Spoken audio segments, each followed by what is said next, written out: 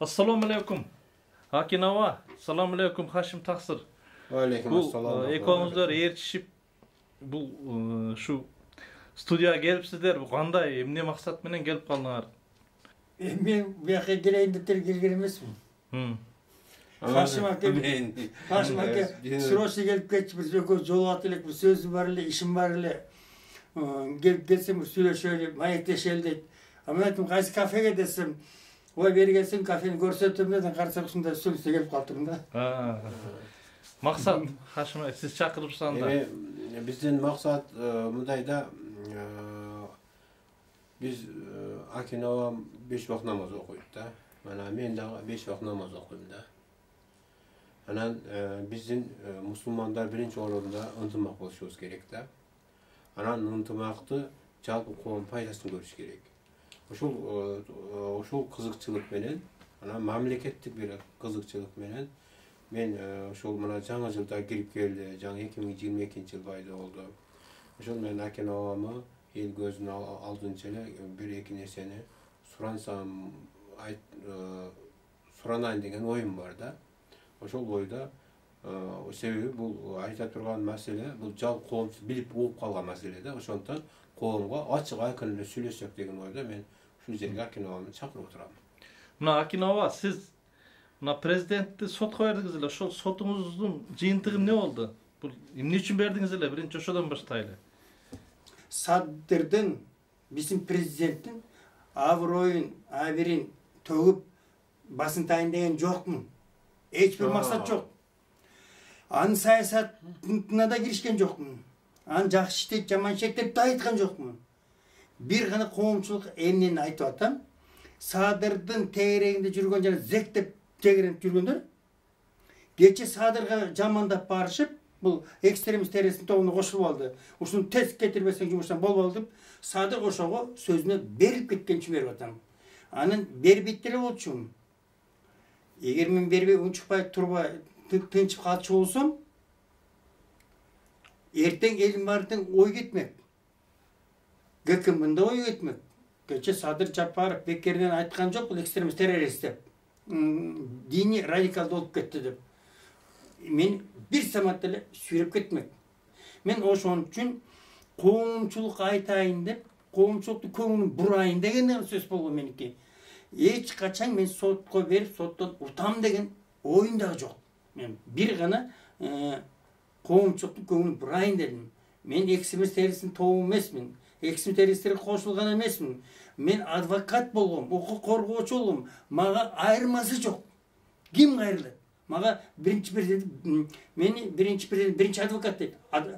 Akayakta hiç kim ağabey ayta albay turgan keste, men birinci olup çıktım advokat. Men karpan kişiye de advokat oldum. Barına oldum. Mına sizge de oldum advokat tora. Sizin de okuğunuz korgodum. Köp kişilerin okuğunu korgoп жүрдüm. Anan meni kimnin okuğunu korusam bile men eksem teröriст болуп калгам ба. Bu da şonu gana koğunga jayayın деп аткам. Эми sizge de мына сотуңуз эмне болуп токтоду азыр? Кайсы этапта эмне болду сот? Men mına sotko Sadır Japarov'tu. Sotko berdim. Momda kağızlar tur. Sottorun çıkırıp atkan kağızlar var. 4-5 yol çıkırttık sotko. Sotko bir defa Sadır'dın ökülü gelgen yok. Özür kaçkan yok. Bırak konstitusiyalı özür kabul almadı da. Mıyzamdan aldığında prezidentmenin göçeli yürüyen техникадағы дворниктар бары оқу бірдей деп. Значит, бір емес екен да. Сіздің эмне жанагы дин комиссия лингвистика чыгарды сизди экстремист кылып, же ким экстремист кылып чыгарды, же жөн ушакпы, сиз ушак териштирип атасызбы, же кандай болуп атат? Ушул жагын элге түшүндүрүп койсоңуз. Мынакей монтет президент Жапаров назвал причин увольнения Токталиев от должности госглавы. Ему же сюда Токталиев дейт. Я поставил задачу перед ним держаться подальше от радикальных религиозных взглядов. К сожалению, вместо того, чтобы объединить все разрушенные религиозные круги, Он присоединился к одной из них и вызвал такой конфликт, поэтому я его уволил. Момтип Саджапар гим Саджапар қалпа берген бербей момдағы ғасыр неметіп жасып сол мен радикалдың шекіліп кеткен. Садыр Жапар ошының негізінде мен алып мен қоғамға жаманбы жақшымы адвокат болып қоғамға танымал адамын. Бөліктер адвокат қарағанда. Ана мен үшін деп қаралап отқанайын. Мен үшін мен қара емесмін. Сіздерге кімін қаралады? Осыны тапсын Садыр Жапарды айтатамын. Саға кім информация берді осы мен жөнінде осындай. Осыны жопқа тартсын деп беріп жатырмын мен сотқа. Мен жөнекке Садыр Жапарды соттап жатқан жоқпын. Мен Садыр Жапардың тегерегіндегі жүрген кісілерді тап, кім саға осындай жалған информация берді, осыны барын жопқа тартып жатырмын. Ал жалған информацияны кім тартты деп сіздер сұрау. Ал жалған информацияны Арзыбек Бурханов деген тартқан. Мына досым деген жүрген. Садыр Жапар açık айтпады. Мен досым бар дейді. Арзыбек Бурханов деген бар дейді. Мен бұл Арзыбек Бурхановты вообще көрген емес 10 жылдың ішінде. Эмне болып жүрген? Митингте де көрген емеспін, пикетте де көрген емеспін. Кыргызстолдағы митинг өткөрөбүз деп штаб өткөрүп атканда дагы артына көрген емеспін. Анан бир самат эле бул жакын менден дагы жакын дос болуп калыптыр. И ортоғызға бір журналистер қандай қарамашқа өтіп кетеді ба? Мұны қарамашқа өткерген ұшы Арзыбек Бурханов болып кетті.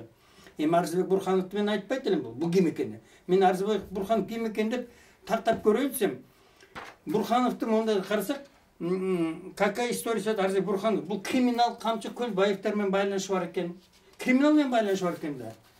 Мен ошон үшін бұл криминалдығын қойбой. Мағасы баштап тұрды. Мен Садыр Жапаровқа жолығайын дегем, көрейін дегем, сайт атпайсыз деп. Садыр Жапаров бір дегі, бір жыл болды ішті атқанда, бір көрелік матчқа айтайын. Бір дегі жолыққан. Менде мұндай пікір болады айтта. Жо, анда бұл сіз орден алғандайын сотқа бердіңіз бе, же қандай болып қалды? Мен орденге чейін бердім. Мен сізге тақтап айтып берейін, қашан бердім. 13 февральда 2021 жылы Садыр Жапаров мені экстремист террористің тобына қосып атады. Біреуінің жалған маалымат менен. Мен ошоны дәлдеп бердіп деп, ошоны дәле февральда сот көргем. А орденде болса мен 22 сентябрьде алдым. Ортасы қанша болды? 7-8 айда айналып. Мен аны қарған жоқпын. Мен ошон үчүн берип атам сотко. Мурунтан эле бердим. Сотко орден алганыма карабай токтотуп кой. Дагы соттошуп атам. Эмне үчүн соттошуп атам? Мен сотту уттам деп ойлогон жокмун. Эч качан утпайм. Менин айныган эле сот мен пайдама чечпесе, менин айныган сот чечпейт. Ашыгын айтайын. Акенова, мен эми пендечилик түшүнүгүмдө мен юрист эмесмин. Конституцияда дагы бар да, кайсы бир беренесте бар. Ар бир адам өзүнүн кадыр баркын коргогонго укуктуу деп. Конституциялык болду да. Анан дагы бир берене бар. Эч бир адамдын бирөөнүн кадыр баркын бирөө шек келтирип, аны түшүрүүгө укугу жок дегенчи. Эми буну мен өзүм башымда өткөргөн, өзүңүз күбө болгон 2016, 17, 18, 19 жылдары. Ошондуктан мен ошол биз диалогубузду угуп отурган көрөрмандар айтат элем.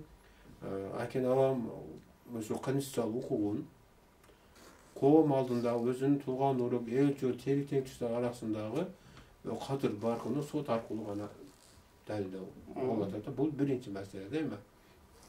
Экинчи маселе, Акен ава мени сиз жакшы билесиз, биз диндер адамбыз. Анан үммөткө кам кылабыз. Анан анын ичинде коомго кам кылабыз.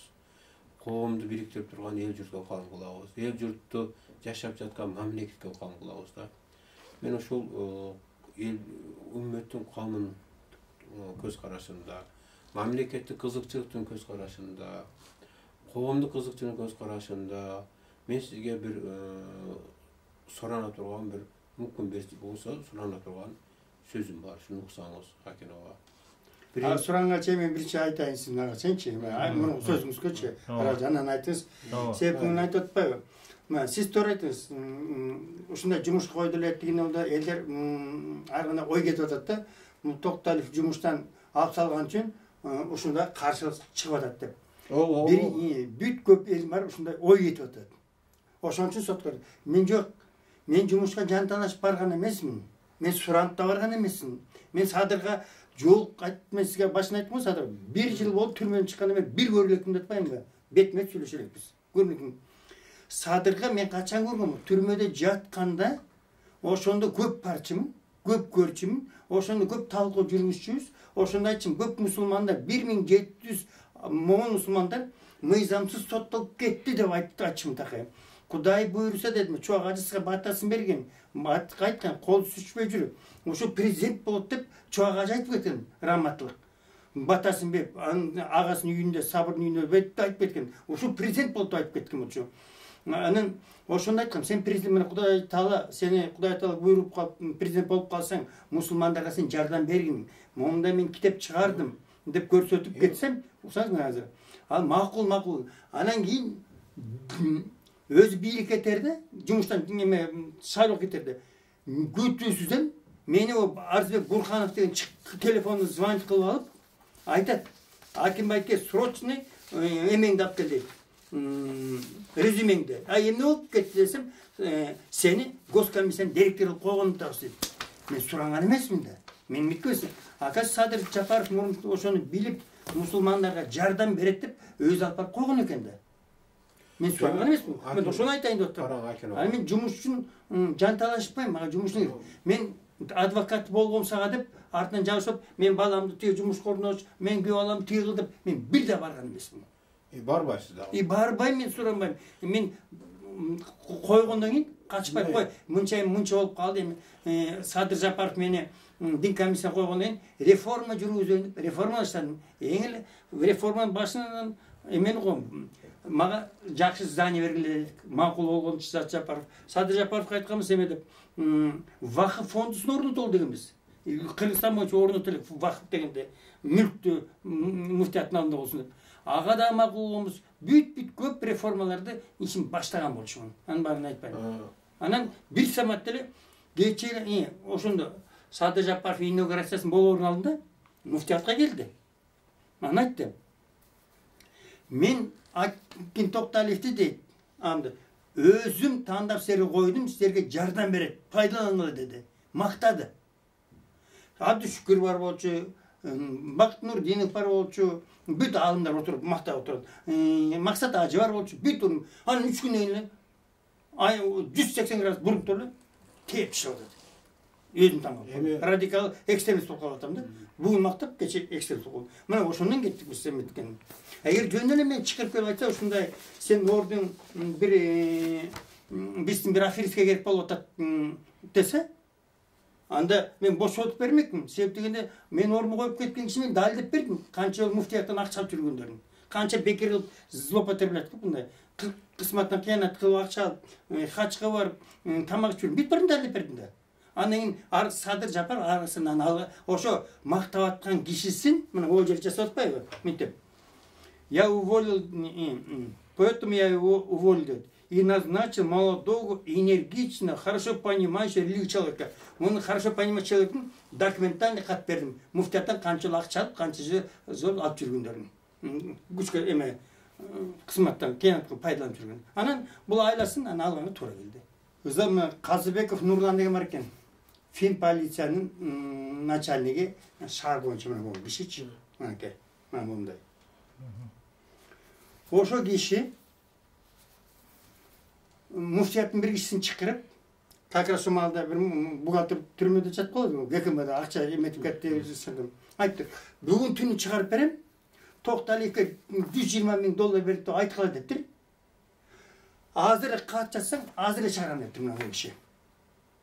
Эмне десе Садырдын заказы болду дептир. Мен билем, Садыр заказ берген эмес мындай.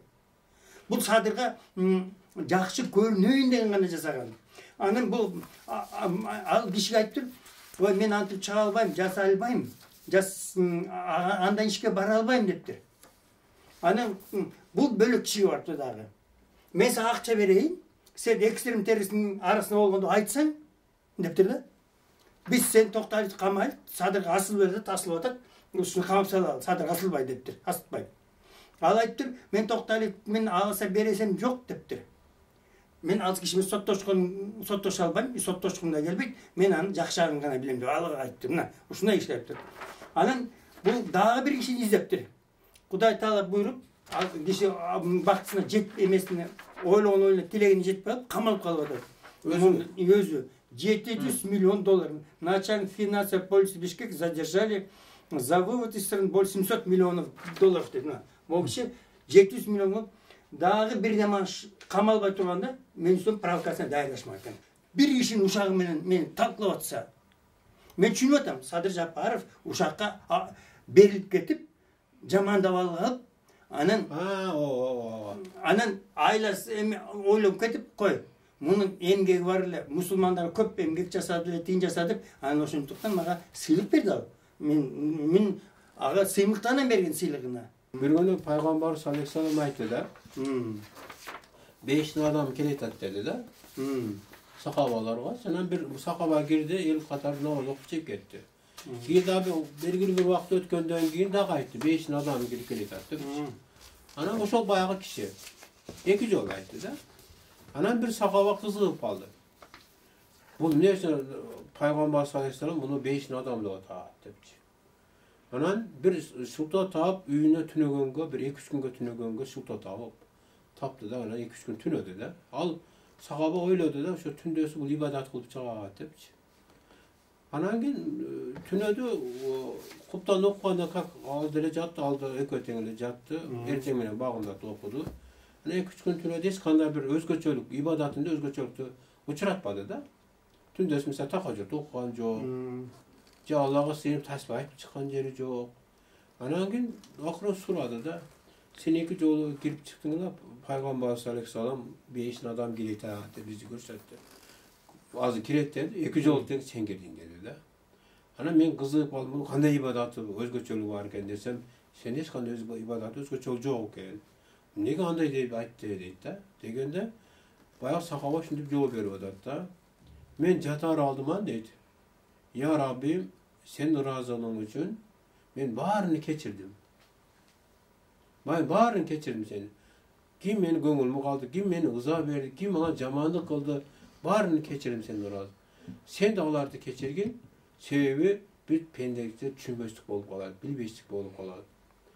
Allah'a avuşanıma birge hidayet verdi, bir dua kıldıp çatmalı dedi. Günlüğüm şunu tücatam dedi. Ben ibadatımı şöyle dedi. Bayağıdan siz mene biz okanları 5 vakit namaz okuyurken de. Görüntmez oşol tündösü bardığını Allah Teala bardığını keçirgen için özün çörüğü aldı. Keçirgen için Allah Teala bana 5'ti buyruk koydu. Hatta şondan akinava biz surayın degenimiz emi kullarımızda sadra kılganımız Allah'ın rahmeti kadarı ötkörün hem yaş bozuklarına biz din tek adamızda Allah'ın rahmeti kadarı tapşırın anan Sadır Japar'dan bayağı penderçilik kılıp koyun, kemçiliği, kataçılık kılıp koydu. Ama Muhammed Müslüman katağını keçirip koşumuzdu. Şu keçirip koşumuz kanda bulatılıyor dep aytayın da odamda. Oşo sözdü siz men Sadır'ın teyrinin uğanma degem. Bireun uqqan joqum, qayta qayraştırgan başka. Maladessin, tuğra kılasın. 10 yıl gündür tündürse emi hukukun korgap жүрүп дейт. Senin жақшылығын bilbegen, биздикин жақшылығын bilbek bile. Sen bizde attısı aytpagының дейт. Sen tuğralsın, bir sotku deyt. Erteli geçti bunu жооп берет deyt. Ömür boyu prezident болып turmak bile deyt. Erten ketet deyt. Anam бар бұл iş қосылып чатып, mana men ушуну күйлөгөндөр көп. Men бирок аларга кошулган жокмун. Андан тышкары мени көп жерге чакырып атышат. Sen тигини айт, муну айт, айтмын. Мен эч оппозицияда кошулбайм, пропозицияда кошулбайм.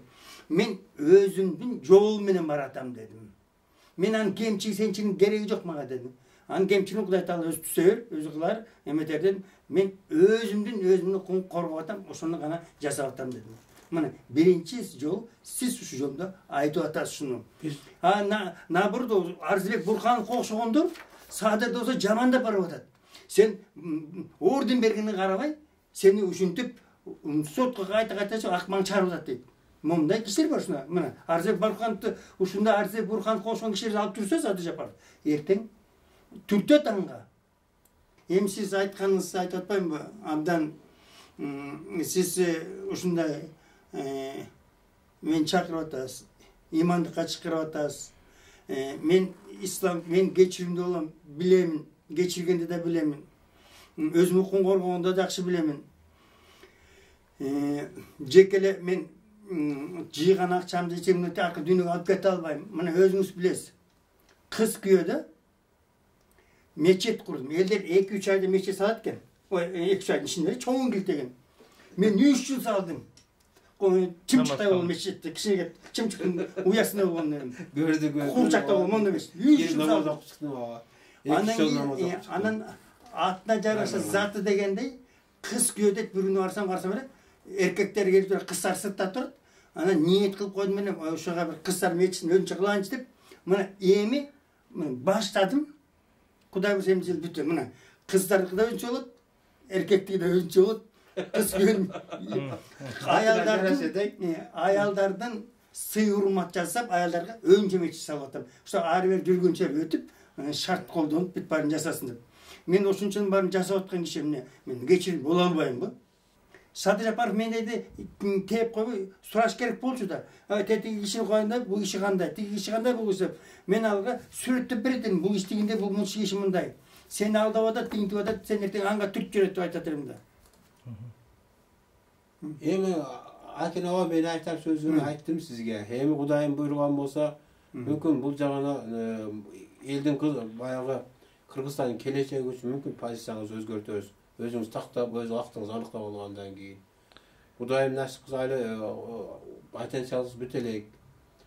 Kızma elge, el yurtka kızmatınızı kılasız degen o niyetten kalaverem. Hem bizden pendeçilikte ve bayağı Allah'ın razılığı için surangan sözünüz şu. Эми сиз балким позицияны өзгөртө деген сөз өзгөртүп салдыңыз азыр эле менин позициямды. Анда жакшы. Бүт позициямды өзгөртүңүз деген баардыгыңыз. Анда соттошкондо эле токтотуң эми. Токтоттум. Мына токтоттум. Болду мына. Бүт биринчи күндөн баштап арзын баарын алып кеттим. Бүт соттошкон бүт токтоттум. Болду. Мына момун мусулмандын да иши болду Akin ağa. Daha bir uğraşıp oldu. Ayol jakşını okudaysız. Mına maksakal katары Akin ağa mına el yüzüge bir kalo tilek aytıp koyuңuz sizin kalo menen mına bugünkü uşul diyalogda ayaktaylı. Mına Kırgızстанга эмес дүйнөгө таанган Zangi Hashimov менен отурабыз. Чоң дарыгер, окумуштуу. Ушундай киши алдыма түшүп ушундай жакшы кептерди, хадистерден баарын айтып отурат. Жакшы нерсеге тартып отурат. Эми Хашим айтып аткандан кийин ушундай кишилер айтабы дедим элем. Эч ким айткан жок эле. Мына биринчи жолу 1 жылдан бери соттошсом, биринчи жолу Хашим айтып атат. Биринчи кишиникин айткан эми кабыл алып атам. Позициямды өзгөртүп атам. Мындан ары Садыр Жапаров соттошуп коймун. Birinci gün vardı arızımdı toktottum. Uşumenен эми жаңы жылда Кыргызстандын жаңыча жаңы барактан баштаса Кыргызстан тынччылык болсо экен, токчулук болсун, баардык Алладан суранарым. Садыр Жапаров терип жүргөн коррупционерлер, Садыр Жапаров зектеп жүргөндөн Садыр Жапаров айрылса экен. Садыр Жапаров анга түрт бербесе экен деген тилегим. Садыр Жапаров бизди алдыга алып чыгып кетсе экен. Мага окшогон кишилерди мен албаса дагы мага окшогон бетке чаап айткан кишилерди, ошондой кишилерди, адистерди, профессионалдарды жийип алса экен янына. Ошону сураным ошондо.